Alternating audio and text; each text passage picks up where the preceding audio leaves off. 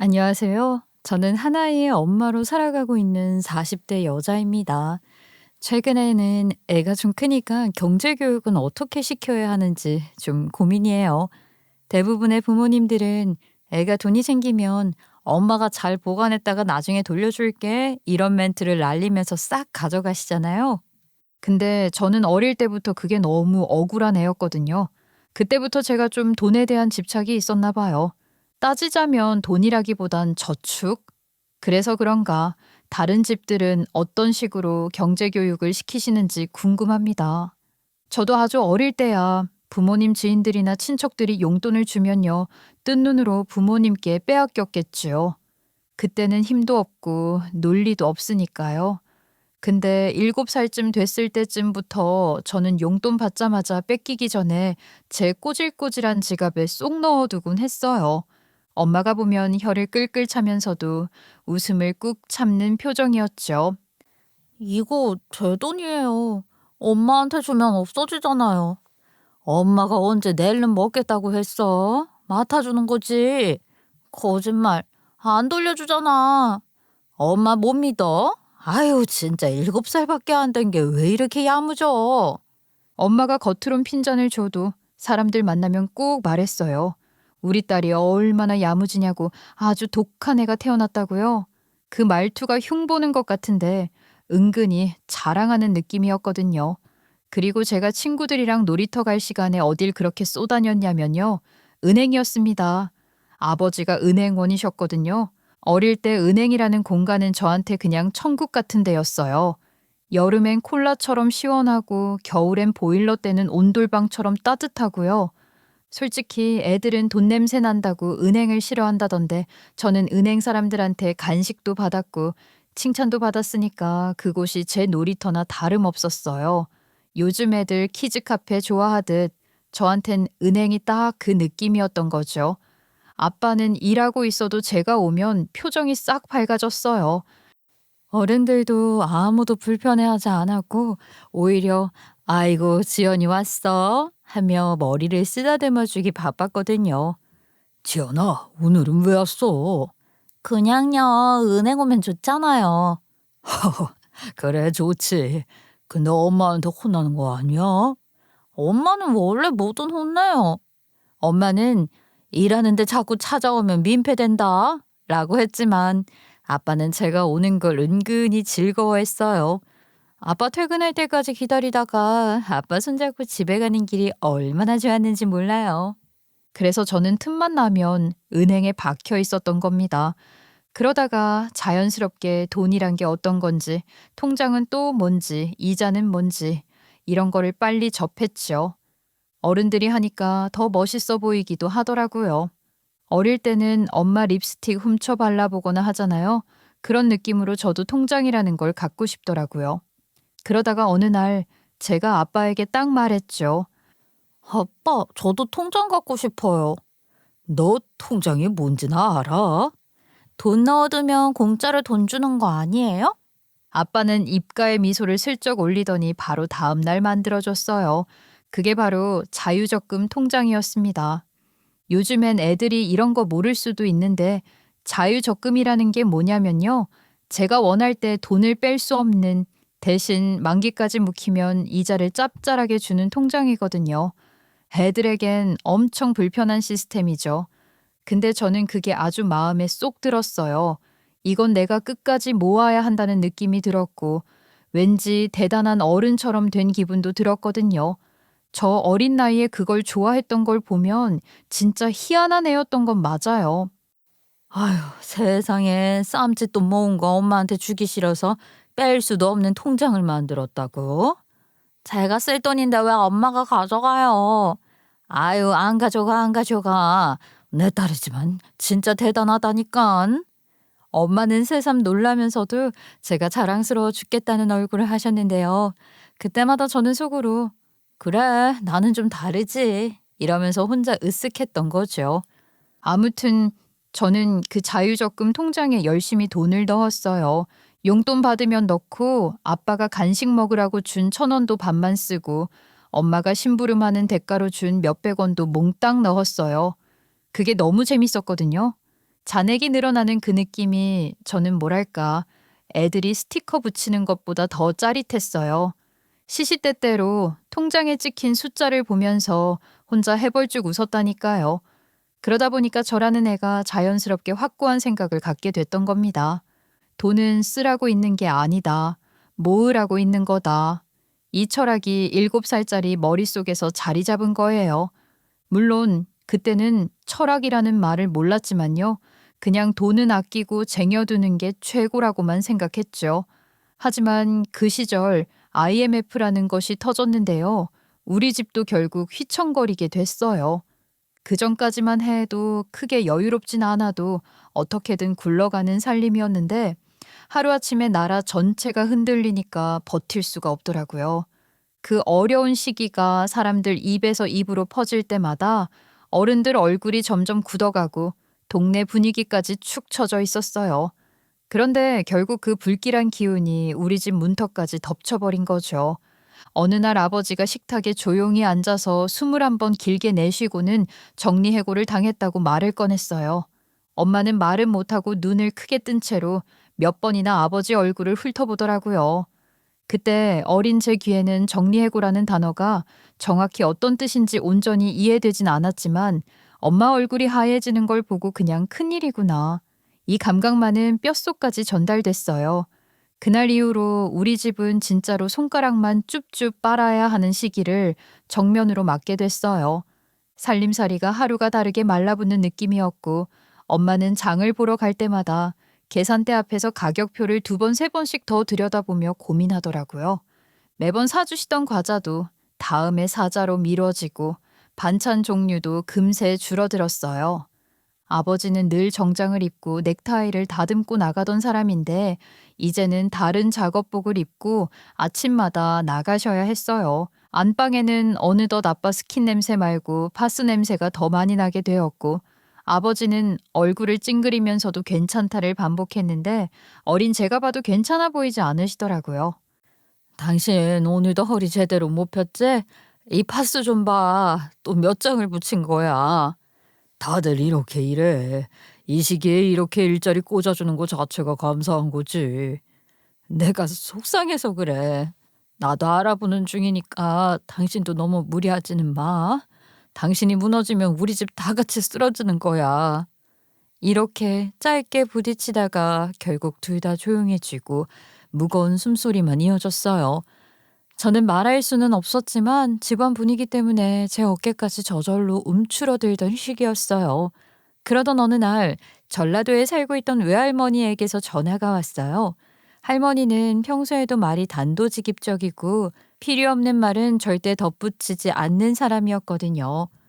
너희 지금 어떻게 지내냐? 할 일 없으면 당장 내려오라잉. 우리 식당에서 사람 좀 쓰려고 했는데 때가 딱 맞다. 엄마는 괜찮아요?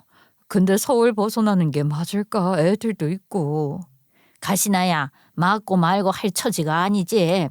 거기 있으면 밥이 공짜로 나온다냐? 밥 잘 먹는 게 최고요. 여기 오면 밥은 안 굶겠지. 엄마는 전화기 들고 조용히 앉아있다가 아버지랑 쑥덕쑥덕 상의를 하셨고요.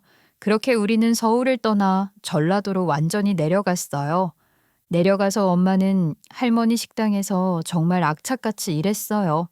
악착이라는 말은 이렇게 쓰는 거구나 싶었습니다. 손이 하루 종일 물에 닿아 있어 늘 불어 있었고 잠깐 쉬는 시간도 거의 없이 서빙부터 설거지까지 계속 움직였어요. 아버지도 전기기사 자격증을 따고 할머니 지인을 소개받아 현장을 돌아다니며 일했는데 새로 배우는 일이라 쉽지 않았을 텐데도 포기하는 기색 없이 계속 버텼어요. 그렇게 번 돈으로 저와 오빠가 다시 밥을 먹고 교복을 입고 학교에 갈 수 있었던 거죠. 오빠는 20살이 되자마자 공부가 영체질이 아니라면서 군대로 향했어요. 훈련소 거쳐 부사관이 되더니 어느 날 아주 당당하게 말하더라고요. 어머니, 아버지, 저 군대에 말뚝 박아보려 합니다. 부사관으로 있으면 집도 주고 나중엔 연금도 나온다잖아요. 갔다 오니까 체질도 잘 맞는 것 같고요. 그래, 너한테 맞는 길이면 그대로 가봐라. 힘들 때는 언제든 말하고. 네가 선택한 거면 우리가 말릴 필요 없다. 네 길 가봐라. 저도 그런 오빠를 응원했죠. 그 시절 오빠는 군복 입은 모습이 꽤 잘 어울렸거든요. 문제는 저였어요. 부모님은 저에게 공부라도 열심히 하라고 했지만 저는 책만 펴면 눈꺼풀이 축 늘어졌거든요. 반면에 주방에서 엄마를 따라다니며 양념 냄새 맡고 칼질 소리 듣는 게 너무 재밌더라고요. 학교에서 배우는 것보다 그쪽이 훨씬 흥미로웠어요. 그래도 오빠도 대학 안 갔는데 저까지 그러면 부모님이 너무 실망할 것 같아서 결국 조리학과로 진학하기로 결정했어요. 요리를 좋아하긴 했으니까 그나마 저한테 맞는 길이라고 생각했죠. 졸업하고는 엄마가 할머니에게 물려받아 운영하던 식당에서 같이 일하기 시작했어요. 그런데 제가 양식 전공이다 보니까 주방에 뛰어들지는 못했고요. 대학 다니면서 같이 배웠던 식당 경영 쪽 지식을 살려서 도움을 드리게 됐죠. 근데 저도 나름 요리를 하는 사람이라고 엄마가 하는 백반집에 자꾸 뭔가 새로운 걸 섞어보고 싶은 마음이 생기더라고요. 엄마, 이 된장찌개에 버터 한 조각만 넣어볼까? 어때? 요즘 퓨전 요리 유행하잖아. 그렇게 말하자마자 엄마한테 아주 깔끔하게 쫓겨났어요. 뭔가 어이가 없으면서도 웃기기도 했어요. 그래도 그 과정에서 내가 하고 싶은 것만 한다고 되는 게 아니구나 하는 현실적인 배움이 있었죠. 그렇게 저는 엄마 식당에서 밀려난 뒤 아버지 도움을 조금 받아 아주 작은 경양식당을 차리게 됐어요. 서울에서는 꿈도 못 꿀 일이었지만 지방에서는 초기 비용이 낮아서 할 만했거든요. 그리고 그 작은 가게에서 함께 일하던 직원 중 한 명과 결국 연애를 하고 결혼까지 하게 됐습니다. 남편은 처음 봤을 때 예상했던 것보다 훨씬 더 성실한 사람이었어요. 남편은 저보다 조금 나이가 어리고 알바로 시작했다가 종업원이 된 케이스예요. 처음 일을 시작했을 때 저는 그 사람한테 큰 월급을 주지도 못했는데 남편은 자기가 받는 것보다 더 많이 일을 성실하게 해내는 타입이더라고요. 그게 억지로 꾸미는 성실함이 아니라 진짜 몸에 배어 있는 성격 같았어요. 남의 일도 자기 일처럼 챙기는 사람이었고 식당 돌아가는 걸 누구보다 꼼꼼히 살폈기 때문에 어느 순간부터는 이 사람 없으면 가게가 제대로 굴러갈까 이런 생각까지 들 정도였어요. 그러니까 제가 남편에게 끌린 게 단순히 열심히 일해서만은 아니었고 남편은 또 은근히 남자다워 보이는 행동도 자연스럽게 하는 사람이었어요. 식당이 9시까지 영업을 해서 뒷정리를 하고 다음날 쓸 재료까지 준비하다 보면 거의 11시는 되어야 가게 문을 닫게 됐거든요. 밤길이라는 게 또 얼마나 위험해요. 가로등도 듬성듬성 있고 특히 우리 가게 앞쪽에서 큰 길로 나가려면 지름길이 하나 있는데 그 골목길은 사람들이 다들 지나가기 싫어하는 그런 느낌의 길이었어요. 그런데 남편은 저랑 연애를 하기 전에도 그리고 그가 저한테 아무 감정도 없던 시절에도 항상 그 어두운 골목길을 저와 함께 걸어주었어요. 아, 오늘도 같이 가주시는 거예요? 그럼요. 이 골목 혼자 지나가면 위험하잖아요.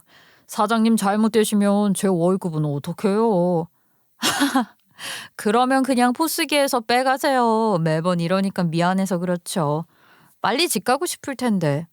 뭘요? 어차피 가는 길인데 상관없습니다. 그때만 해도 저는 진짜로 남편 집이 저랑 같은 방향인 줄 알았어요. 그냥 자연스럽게 같이 걷고 자연스럽게 헤어지니까 아무 의심 없이 아, 길이 같아서 그럴 수도 있지 했던 거죠. 근데 연애를 하고 나서야 알게 됐어요. 남편 집은 저랑 정반대 방향이라는 걸요. 한참을 돌아갔다가 다시 자기 집 쪽으로 가야 했는데도 한 번도 내색 안 하고 늘 저를 큰 길까지 데려다 주었던 거예요. 그렇게 남편은 결혼을 하는 전날까지도 저를 집까지 데려다 줬어요. 그렇게 자상하고 그렇게 다정한 사람이었는데 제가 어떻게 좋아하지 않을 수 있었겠어요? 그때 제 마음은 이미 남편 쪽으로 기울어 있었고 우리 엄마도 남편을 보자마자 저 사람은 사람 자체가 반짝거린다면서 엄청 마음에 들어 했어요. 심지어 남편이 저를 볼 때 눈빛부터 다르다며 저 눈에는 네가 꼭 담겨 있다고 말하시더라고요. 그래서 그런가 엄마는 남편이 우리 집에 올 때마다 사위 사랑을 숨기지 않으셨어요. 반찬을 두세 가지 더 챙겨주고 뭐라도 더 먹으라고 권하고 집에 갈 때는 또 손에 뭘 쥐어주고 그런 엄마를 보면서 저도 괜히 흐뭇해지고 결혼 참 잘했다 싶었거든요. 근데 문제는 시댁 쪽이었어요. 시댁은 저를 귀한 아들을 빼앗아간 며느리 보듯이 대하더라고요. 사실 이유도 잘 모르겠어요. 왜 시자가 붙은 사람들은 며느리를 그렇게 고가워하는 걸까요? 진짜 의문이에요. 사실 저도 어떻게 보면 시자이긴 하거든요. 근데 우리 오빠가 결혼했을 때 우리 엄마는 새언니한테 질투 비슷한 것도 없었어요. 그냥 곰 같은 놈 잡고 살아줘서 고맙다 하고 챙겨주시기만 하는데 제가 봐왔던 거랑 다르게 저는 시댁에서 구박대기 취급을 당하니까 띠용했던 거죠. 그래서 한동안은 혹시 나도 새언니한테는 시자 붙은 사람이라서 다르게 보이는데 모르는 건가 싶을 정도였어요. 그래도 바로 대답이 안 나오는 문제라 그냥 마음속에 묻어두긴 했지만요. 아무튼 왜 이렇게 다를까 생각을 해보면요. 아마 시댁 구성원들 때문이 강한 것 같긴 해요. 시아버지는 안 계시고 시어머니는 혼자 계시는데 남편 위로 시누 두 분이 계시거든요. 그래서 남편이 집안에서 귀하게 자란 막내 아들이었고 시어머니는 그 아들이 꼭 좋은 집안에 장가 갔으면 좋겠다고 여기저기 말하고 다니는 걸로 이미 유명한 분이셨대요. 문제는 제가 나름 사장이잖아요. 남편이 일하던 곳의 사장이었음에도 불구하고 시어머니 눈에는 그게 전혀 괜찮아 보이지 않았다는 거예요. 적어도 건물 하나 떡하니 가지고 있는 사람이면 몰라도 작은 가게 하나 운영하면서 사장님 소리 듣는 게 뭐가 그리 대단하냐는 식으로 미묘하게 저를 까내리더라고요. 어머님, 그래도 제가 제 일은 열심히 하고 있어요. 열심히 하는 건 아니지. 근데 요즘은 여자도 말이야. 건물 하나쯤은 있어야 당당하게 사장님이라고 하지 않니? 그거 골목 구석에 있는 작은 가게면서 그거 하나 가지고 너무 떵떵거리면 민망한 거 아니냐? 남편 직장인데 까내리면 자기 자식 얼굴에도 먹칠하는 거 아닌가요? 안타깝게도 시어머니는 거기까진 생각하지 못하신 것 같았죠. 다행히 남편이 앞서서 그런 시어머니를 나무라줬어요. 엄마, 그런 말 좀 하지 마. 가게도 엄마가 생각하는 것보다 잘 돼요. 이 사람이 얼마나 노력파인데. 그러니까 하는 말이다. 더 잘 되라인데 왜 거기서 맴도니? 여기 가게를 이 정도까지 만드는 것도 쉬운 일 아니었어요. 엄마가 생각하는 것보다 훨씬 힘들어요. 이 사람은 존경받아 마땅한 사람이란 말이야. 남편이 이렇게 제 편을 대놓고 들어줄 때마다 가슴 안쪽이 찡하더라고요.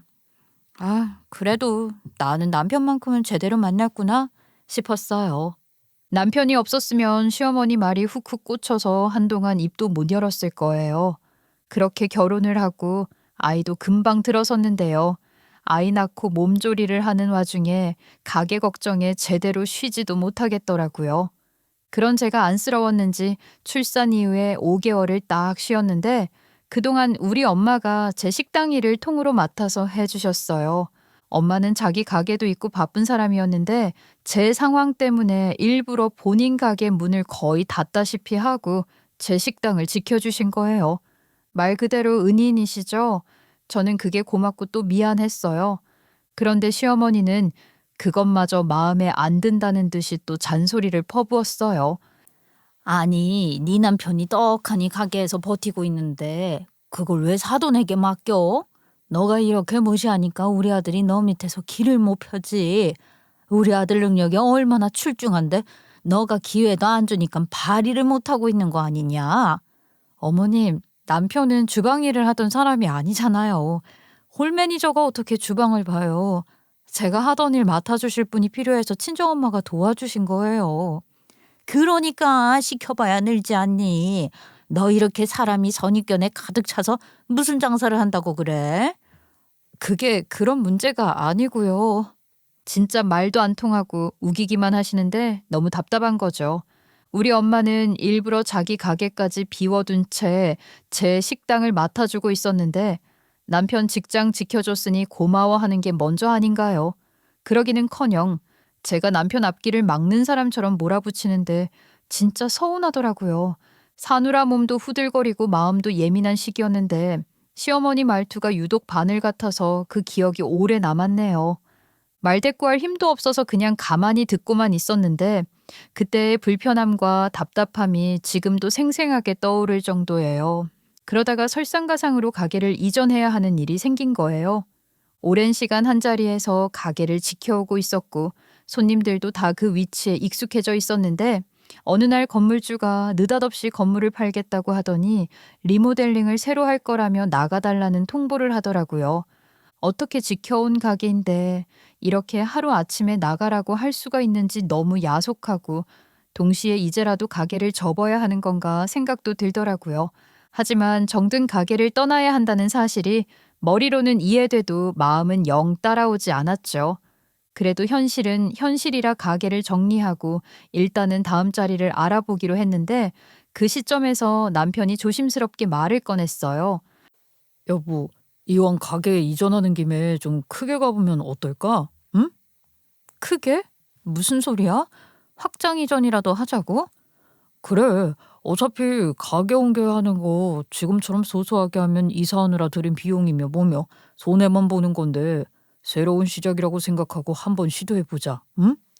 여보, 무슨 말 하는지는 알겠어. 그런데 확장 이전은 애초에 가게가 손님을 다 못 받아줬을 때나 고려해보는 거잖아. 그런 상태에서 해도 불안한 게 확장 이전인데 지금 단골 장사하는 우리랑은 상황이 다르지. 그러니까 단골만 받지 말고 더 크게 해보자는 거잖아. 남편이 그렇게 말할 때 눈빛부터 말투까지 전부 고집을 부리는 느낌이었어요. 하지만 우리 가게는 단골들이 꾸준히 오기는 해도 손님들이 줄 서서 먹는 그런 집은 아니었단 말이죠. 사실 경양식이라는 게 매일 먹는 음식도 아니잖아요. 저는 현실적으로 걱정이 먼저 앞서서 계속 반대했는데 시댁 사람들은 또 기름을 붓듯 말을 보태기 시작하신 거죠. 예, 나는 우리 아들 말 믿어도 된다 본다. 우리가 돈이 없어서 가게를 못 차려준 것뿐이지. 얘가 은근히 사없는 애 밝은 애야. 어머님, 자리 넓히는 게 그렇게 쉬운 일이 아니에요. 비용이 너무 많이 들어요. 옳게. 요즘은 그래도 크게 해야 먹히는 거라니까. 작은 가게로 뭘 해? 가게가 커야 사람들도 여기 장사가 잘 되는구나 하고 들어오지. 큰 가게에 손님이 없으면 오히려 더 비어 보여서 사람들이 안 들어올 거예요. 우리 음식이 무슨 회식할 때 먹는 음식도 아니고. 여보, 왜 이렇게 자신감 없이 굴어? 내가 봤을 땐 당신 음식은 더 유명해질 수 있으니까 하는 말이잖아. 봐봐, 나만 그런 의견 가진 것도 아니고. 그렇게 설득 20%, 어거지 80%로 결국 저는 남편 말대로 큰 가게 자리에 계약을 하게 됐어요. 그동안 제가 모아두었던 돈을 정말 말 그대로 탈탈 털어서 보증금도 내고 인테리어도 싹 새로 하는 바람에 통장이 그냥 속이 다 보일 정도로 비었죠. 게다가 공사하는 동안 공사비가 하나둘 더 나온다며 견적이 계속 올라가는데 속으로 정말 피를 토했다니까요. 그런데 그때마다 남편은 원래 투자도 크게 해야 장사도 잘 풀린다며 대수롭지 않게 말하는데 저는 아무래도 욕심을 너무 크게 내는 것 같아서 불안하더라고요. 그렇게 새 가게에서 영업을 시작했는데 단골들이 찾아오긴 했어요. 사장님, 이전했다길래 와봤어요. 근데 여기 좀 멀다. 맞아요. 좀 멀죠. 그래도 와주셔서 정말 감사해요. 올 때는 좋은데 자주는 힘들 듯해요. 거리도 있고 이 동네는 패밀리 레스토랑도 있잖아요. 거기 사람 엄청 많던데. 단골 손님이 그 말을 하셨을 때는 정말 가슴이 철렁했죠. 가게가 예전보다 멀어졌으니 당연히 발길이 줄어드는 것도 이해됐지만 막상 현실이 되니까 숨이 턱 막히더라고요.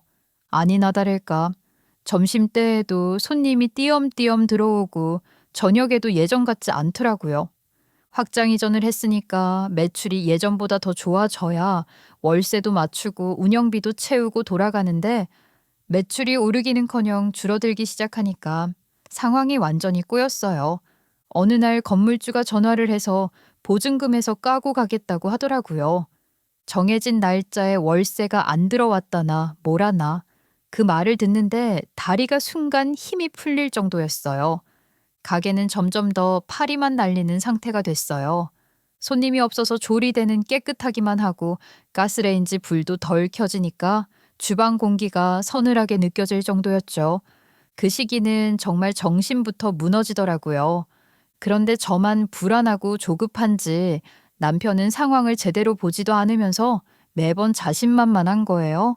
제가 조심스럽게 이대로는 위험하다고 말할 때마다 남편은 귀를 기울이는 게 아니라 제가 말을 다 끝내기도 전에 다음 작전이랍시고 돈 드는 계획들을 우르르 가져오는 거죠.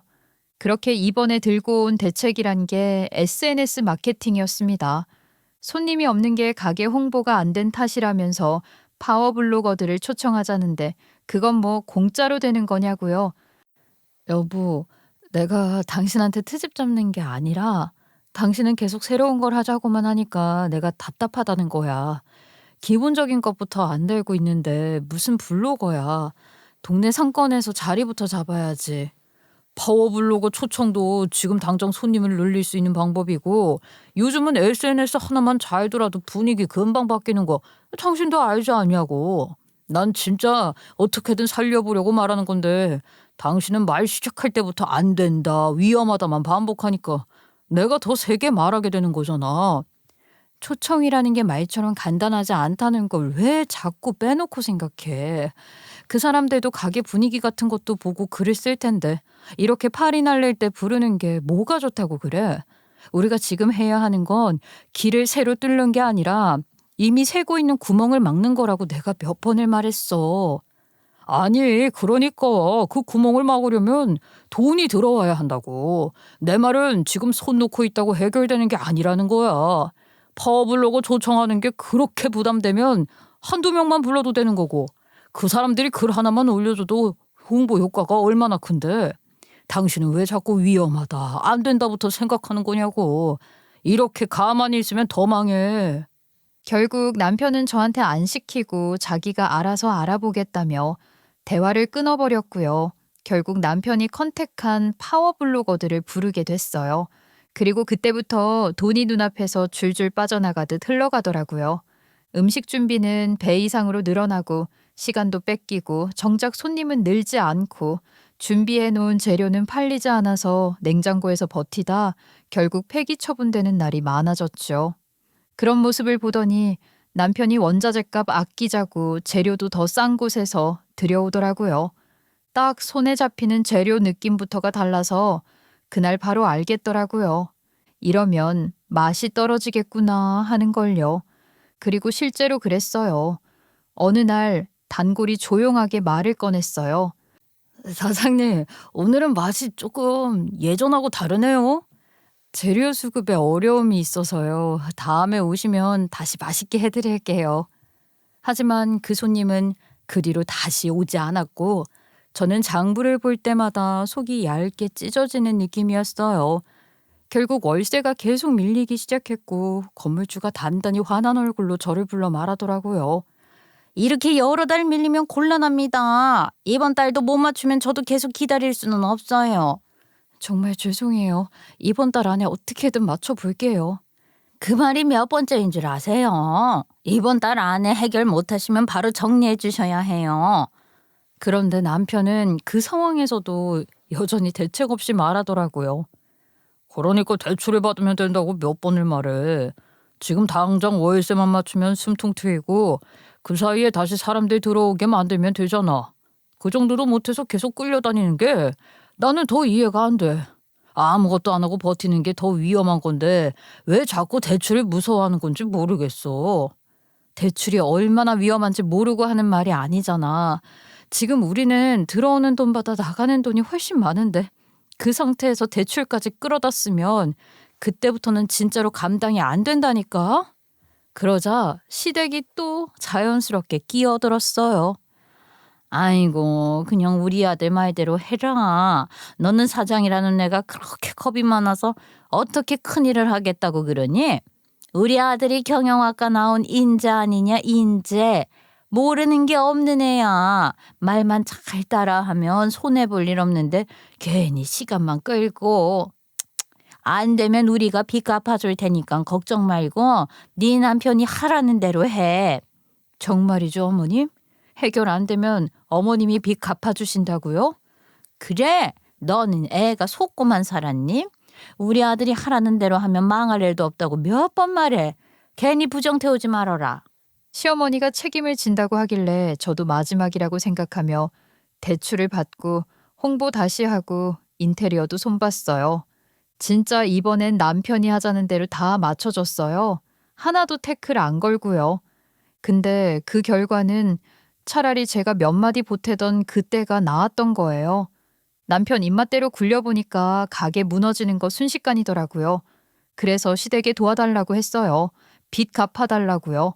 근데 이 인간들이 입을 싹 씻는 겁니다. 그건 네 가게인데 우리가 빚을 왜 갚니? 예, 그리고 우리는 빚 있는 며느리는 필요 없다. 괜히 피해주지 말고 하루빨리 이혼해라.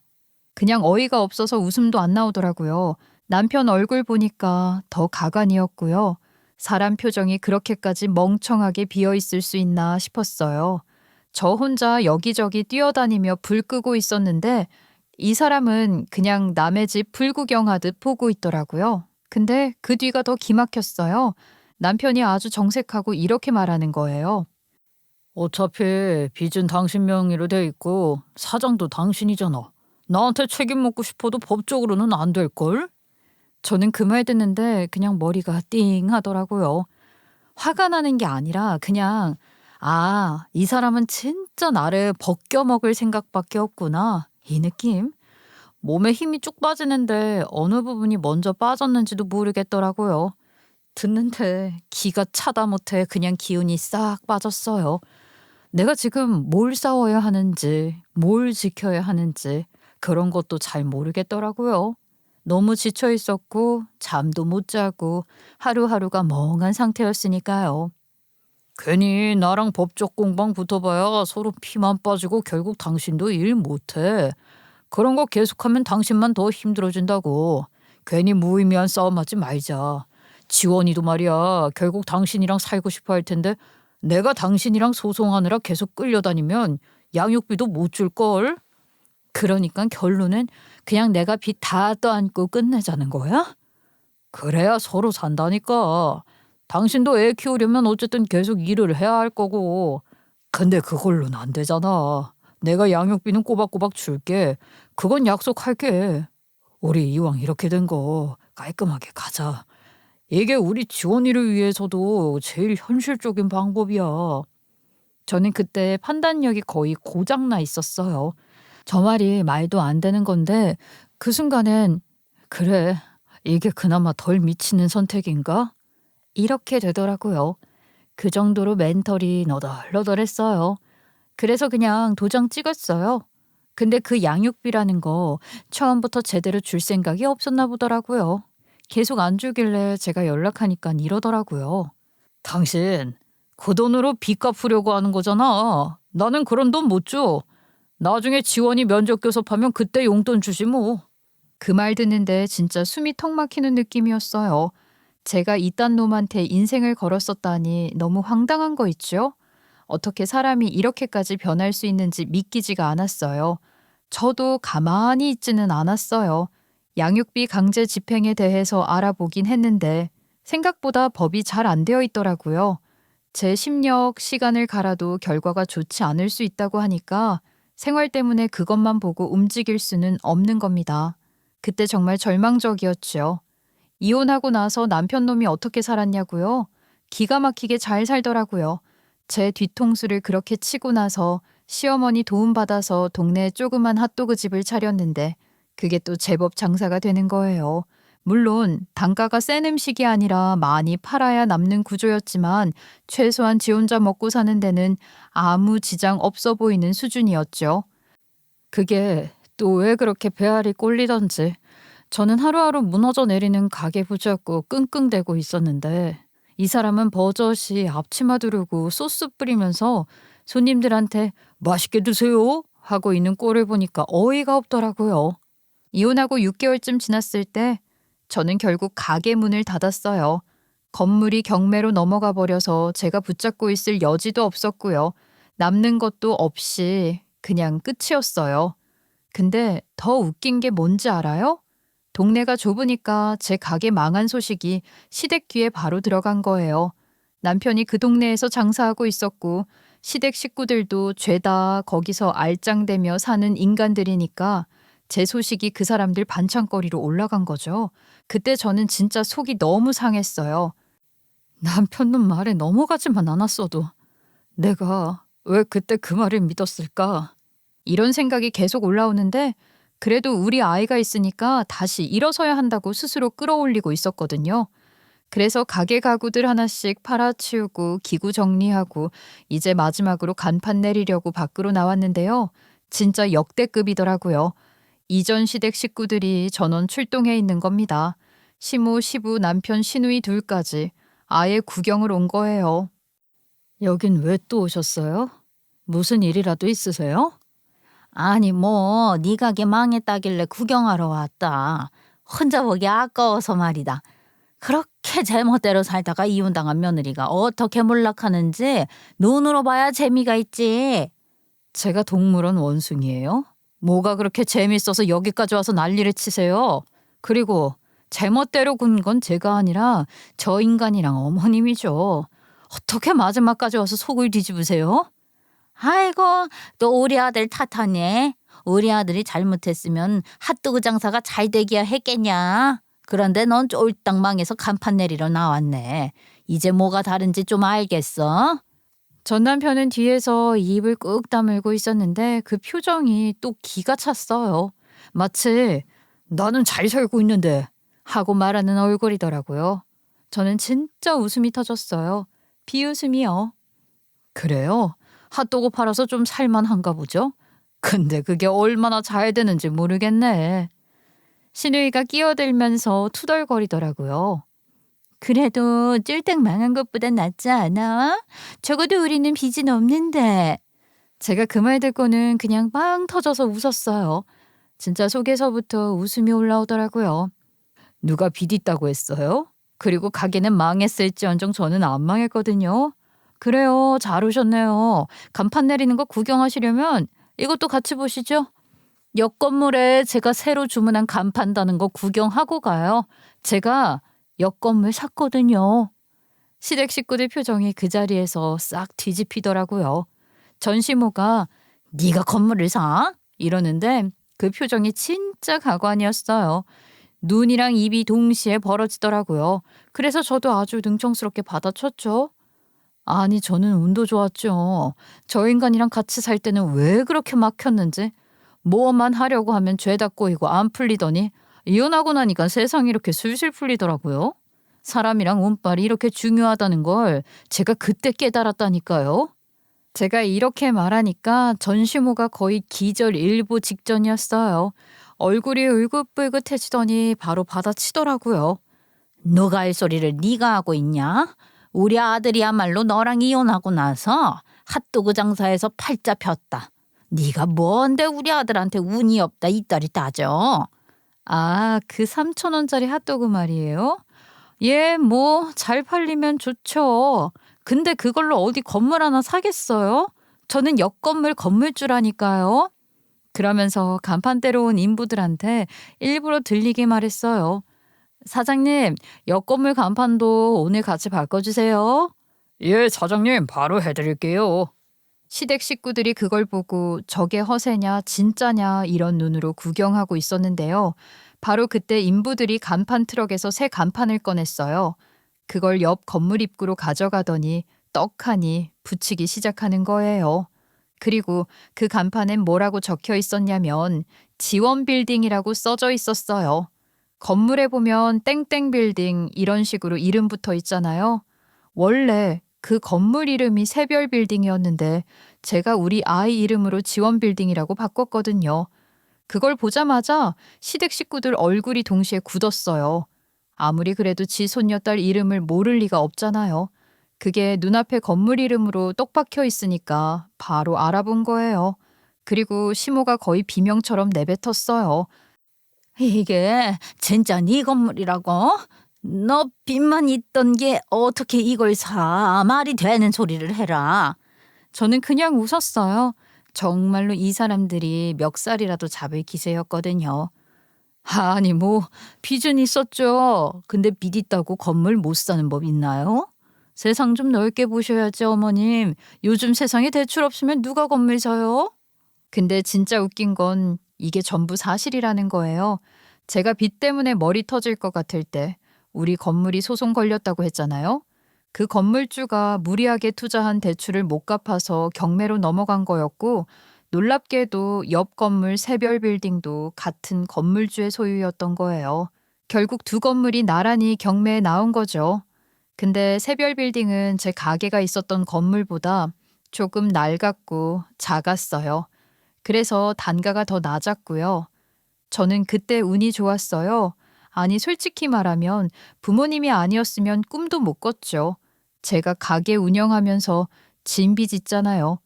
그거 친정 부모님이 이혼 얘기 나오자마자 갚아주시겠다고 했었거든요. 아마 제 결혼만큼은 지켜보려고 그러셨던 것 같아요. 빚만 없으면 다시 잘 살겠지 라고 직접 말씀하셨던 적도 있고요. 근데 남편 놈 꼴을 보고는 부모님도 마음을 접으셨던 거예요. 그리고 이혼 과정에서 제가 완전히 무너지지 않길 바랐던 건지 정말 큰 도움을 주셨어요.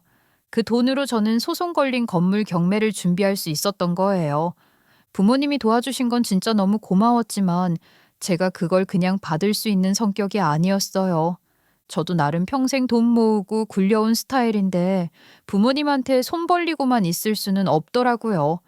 그래서 제가 먼저 말했어요. 저 이거 그냥 못 받아요. 매달 갚을게요. 차용증 써요, 우리. 부모님은 처음엔 그걸 왜 쓰냐면서 말리셨는데 저는 이미 마음을 굳힌 상태였어요. 부모님도 결국 제 고집을 아시니까 그래, 네 뜻대로 해라 하셨죠. 딱 그런 표정이었는데 저는 이미 마음을 굳힌 상태라 물러설 생각이 없었어요. 그때 부모님은 제 속사정까지는 모르셨을 거예요. 왜 제가 굳이 차용증까지 쓰면서 돈을 갚겠다고 난리를 치는지. 근데 그건 제가 오래전에 스스로 만들어둔 안전장치가 하나 있었기 때문이에요. 어릴 때 아버지가 은행에 계셨잖아요. 그때 고정 이율로 가입된 상품이 있었는데 지금은 세상에 없는 급의 이자를 주는 적금이 있었어요. TV에 모 연예인도 나와서 말했거든요. 은행에서 저보고 제발 해자래요. 요즘엔 이런 이자 안 준대요. 그때 다들 웃으면서 봤는데 저는 속으로 저거 나도 있는데 했어요. 요즘엔 그런 거 절대 없죠. 그만큼 귀한 상품이었고 은행 입장에서는 빨리 치우고 싶은 적금이었죠. 저는 그걸 어린 시절부터 꾸준히 넣어놓기만 했고 한 번도 깬 적이 없었어요. 초등학생 때는 용돈 10,000원, 20,000원 넣다가 사회생활 시작하고 월급 받으면 무조건 반 이상 집어넣었고요. 결혼하고 나서는 사정이 빠듯해서 많이는 못 넣었지만 그래도 매달 50만 원은 꾸역꾸역 넣었어요. 이게 몇십 년 쌓였다고 생각해봐요. 적금 자체 돈도 돈이지만 불어난 이자가 진짜 괴물이에요. 그러다 보니 어느 순간부터 은행에서 계속 전화가 오는 겁니다. 이거 해지하시면 저희가 특별 조건 드릴게요. 요즘 이런 고정이율 상품 없어요. 고객님 계속 들고 계시면 은행이 손해예요. 계속 꼬드기는데 저는 들은 척도 안 했어요. 왜냐하면 저는 그걸 손도 안 대고 비상금처럼 숨겨두고 있었거든요. 그런데 그 비상금이 가게가 터지고 건물이 경매로 넘어가고 제가 이혼하고 완전 인생나락에 있을 때 딱 눈앞에서 빛처럼 보이는 거예요. 건물이 경매로 나온 순간 제가 계산기를 잡았죠. 숫자 두들기고 또 두들기니까 이게 되더라고요. 물론 제가 산 건 엄청 화려한 건물이 아니에요. 딱 3층짜리 소박한 건물인데 생각보다 알짜배기 건물이거든요. 1층에 식당, 2층에 병원, 3층에 사무실이 들어가 있어서 월세가 꽤 안정적으로 잘 나오는 구조였어요. 그래서 제가 따져봤어요. 따박따박 들어오는 월세로 대출을 갚아나갈 수 있겠더라고요. 그래서 저는 큰 결심하고 적금을 깼고 추가 대출까지 받아서 그 건물을 산 거예요. 그리고 아이 이름을 따서 지원빌딩이라고 딱 붙였죠. 그건 그냥 건물 이름 짓는 장난이 아니라 제 다짐이었어요. 우리 딸을 걸고 나는 이 상처를 딛고 다시 올라가겠다는 그런 결심이요. 제가 건물주라는 사실을 확인한 순간 시댁 식구들 표정이 정말 가관이었어요. 눈이 동시에 뒤집히고 입은 떡 벌어지고 거의 졸도 직전처럼 흔들리는 모습이 너무 생생해서 지금도 기억나요. 특히 시누이 둘은 아예 태도가 돌변해서 제 주변으로 몰려오더니 그동안 저를 어떻게 대해왔는지 싹 잊은 것처럼 살갑게 굴기 시작했어요. 제가 그 사람들한테 무슨 정을 받았던 적도 없는데 그 순간만큼은 마치 예전부터 한 가족처럼 굴더라고요. 첫째 시누이는 눈을 동그랗게 뜨고 제 손을 덥석 잡더니 막 들뜬 목소리로 말했어요. 올케, 진짜 올케 이름으로 이 건물을 산 거야? 세상에, 이게 말이 돼? 그럼 올케가 건물주라는 거지? 아니, 빚더미 식당 사장님에서 건물주가 된 거면 이거 완전 엄청난 거 아니야? 와, 우리 올케 진짜 대단하다. 그러면서 둘째 시누이도 다가오는데 슬쩍 옆에서 팔짱을 끼려고 들다가 제가 눈길만 줬는데도 움찔하면서도 여전히 웃는 얼굴을 유지하더군요. 그러니까 진짜 성공한 거잖아. 어쩜 이렇게 멋있게 살아? 이건 진짜 아무나 못하는 건데. 저는 그 둘이 너무 가볍게 들러붙는 걸 보고 황당하기도 하고 귀찮기도 하고 한편으론 그냥 웃음이 나더라고요. 특히 둘째 시누이는 남편이랑 연년생이라 저보다 나이가 적었거든요. 근데도 손윗사람이라고 그동안은 저한테 꼬박꼬박 올케라고 하면서 시짜짓을 했단 말이죠. 근데 이제 와서 언니 그러는 꼴이 퍽이나 가증스럽더라고요. 그래서 딱 잘라서 말해줬어요. 누가 올케야? 난 니들 몰라요. 이제 와서 나한테 가족인 척 할 생각은 아예 하지 마요. 너희랑 나는 남이거든요. 그 말을 하자마자 시누이 둘의 표정이 동시에 굳었어요. 아까까지 광대가 귀에 걸려있던 얼굴은 싹 사라지고 서로 눈치만 슬쩍 보더라고요. 그러더니 입을 꾹 다물고 뒤로 물러나는 게 너무 우스웠어요. 사람 마음이라는 게 이렇게 하루아침에도 바뀌는구나 싶기도 했고요. 그리고 그 와중에도 제일 볼만한 사람은 역시 시모였어요. 제 식당이 망했다고 구경하러 나타났던 그 표독스러운 얼굴. 그 얼굴이 지금은 건물 간판 보면서 완전히 굳어 있는 거예요. 입이 반쯤 벌어진 채로 이게 어떻게 가능하지 하는 표정으로 계속 간판과 저를 번갈아 보더라고요. 딱 그 순간 시모가 제 가게 망했다고 비웃으려고 왔다가 오히려 자기 심장에 칼 꽂힌 표정이 바로 저거였구나 싶었어요. 그 와중에 얼굴이 하얘졌다 빨개졌다 오락가락하는 남편 모습도 보니까 웃음이 절로 나더라고요. 그 사람은 내 가게 갖고 놀면서 즐거웠겠지. 내가 망해가는 모습 보면서 도망간 다음에 혼자 잘 살았겠지. 근데 그 자리에 선 건 건물주가 된 제 모습이었으니까요. 그 반전이 얼마나 고소하던지. 그렇게 저는 건물주가 됐어요. 건물을 샀다고 해서 갑자기 세상이 바뀌거나 제가 갑자기 잘난 사람이 된 건 아니었는데요.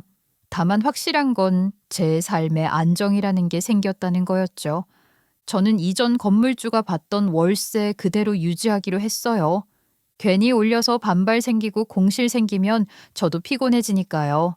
정해져 있던 금액 그대로 받겠다고 말했더니 세입자들이 얼마나 성실하게 내는지 매달 제 날짜에 월세가 칼같이 들어오는 거예요. 그걸 보면서 고정적으로 돈이 들어온다는 게 얼마나 든든한 건지 새롭게 느낄 수 있었습니다. 저는 일 시작하고 자영업밖에 안 해봤으니까요. 어떤 달은 벌고 어떤 달은 폭망하고 현금 흐름이 들쑥날쑥해서 늘 불안했거든요. 근데 월세는 제가 가만히 있어도 딱 맞춰 들어오니까 그게 얼마나 사람 마음을 편하게 해주는지 몰라요. 진짜 숨이 쉴 수 있게 되더라고요. 그리고 그런 안정이 쌓이니까 내가 겪었던 우울증 같은 것도 자연스럽게 옅어졌어요. 매일 가슴이 답답했던 감정이 조금씩 풀리고 하루하루 내가 살고 있구나 하는 느낌이 들었어요. 물론 매달 대출도 갚아야 하고 부모님께도 갚아야 할 돈이 있어서 아직은 건물주라고 떵떵거릴 상황은 아니었지만요.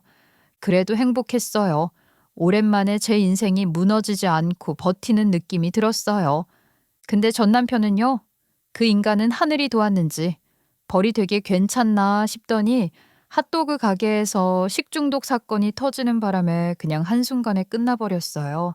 어떤 식자재를 들여왔는지 싼 데서 대충 가져왔다고 하더라고요.